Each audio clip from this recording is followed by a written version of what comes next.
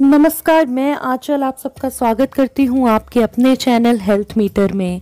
जैसे कि आप सब जानते हैं कि 6 अप्रैल को चैत्र नवरात्रि शुरू हो रहे हैं, जिनका कि आप बहुत ही लाभ उठा सकते हैं। आज मैं आपको बताऊंगी कि आप इन 9 दिन में कौन से ऐसे 9 अलग भोग माँ को लगाएं जिससे कि आपकी किस्मत खुल जाए और आपको इन नवरात्रों में बहुत ही लाभ मिले।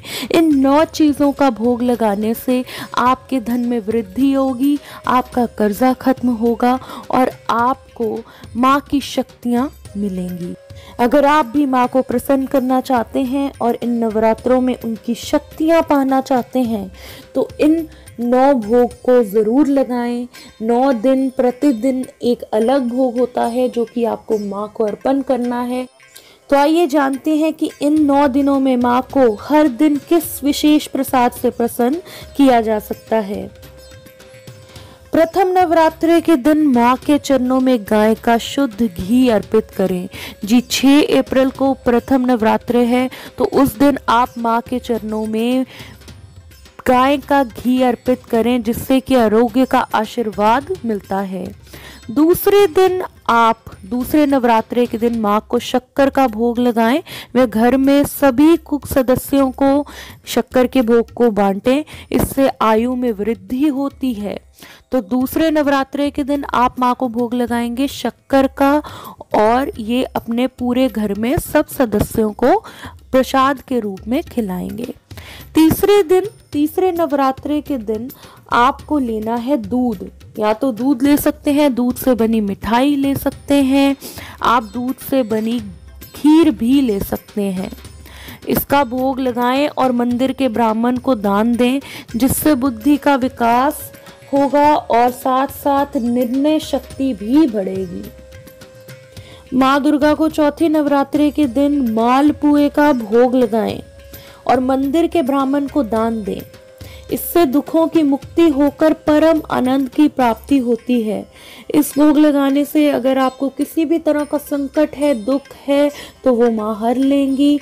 तो आप मालपुए का भोग लगाएंगे चौथे नवरात्रि के दिन। तो चलिए आगे बढ़ते हैं 5वें नवरात्रि की ओर। इस दिन केले का नैवेद्य चढ़ाने से शरीर स्वस्थ रहता है। तो आप 5वें नवरात्रि पर केले का भोग लगाएंगे और जो भी आप भोग लगाएंगे आप सब फैमिली मेंबर्स में प्रसाद के रूप में बांट के खा सकते हैं।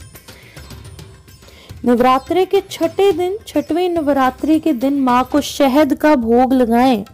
आपको शहद का भोग लगाना होगा 6वें नवरात्रि पर, जिससे आपके आकर्षण शक्ति में वृद्धि होगी। तो 6ठे दिन आप लगाएंगे शहद का भोग। तो चलिए आगे बढ़ते हैं 7वें नवरात्रि की ओर। इस दिन आप माँ को गुड़ का नैवेद्य चढ़ाएंगे और उसे ब्राह्मण को दान करेंगे। ब्राह्मण को दान करने से शौक से मुक्ति मिलती है और आने वाले संकटों से रक्षा भी होती है। तो चलिए आगे बढ़ते हैं 8वें दिन की ओर। नवरात्रि के 8वें दिन माता रानी को नारियल का भोग लगाएं व नारियल का दान कर दें। इससे संतान संबंधी परेशानियों से छुटकारा मिलता है।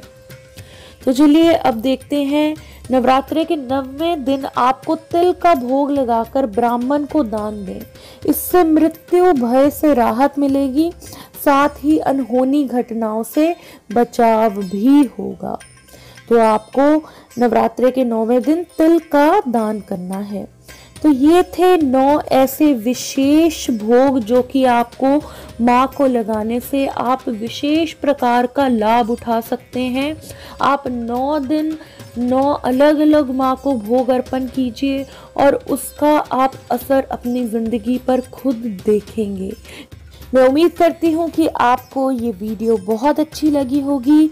अगर आपने मेरे चैनल को सब्सक्राइब नहीं किया तो कर लीजिए और अगर आपको ये वीडियो अच्छी लगी है तो इसे लाइक एंड शेयर ज़रूर करें ताकि और भी लोग इसे देख सकें और वो भी इन भोग को लगाएं और माँ की शक्तियों को पा सकें।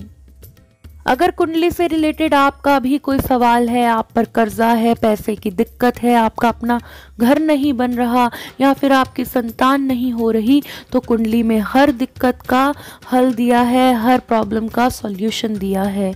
तो आप नीचे दिए नंबर पर हमें व्हाट्सएप करके संपर्क कर सकते हैं, हम आपके हर सवाल का जवाब देंगे। अगर आपको कुंडली से रिलेटेड कुछ भी जानना है तो आप हमें संपर्क कर सकते हैं। तो अब आप मुझे इजाज़त दीजिए, मैं फिर मिलूंगी आपसे एक नई वीडियो के साथ। नमस्कार।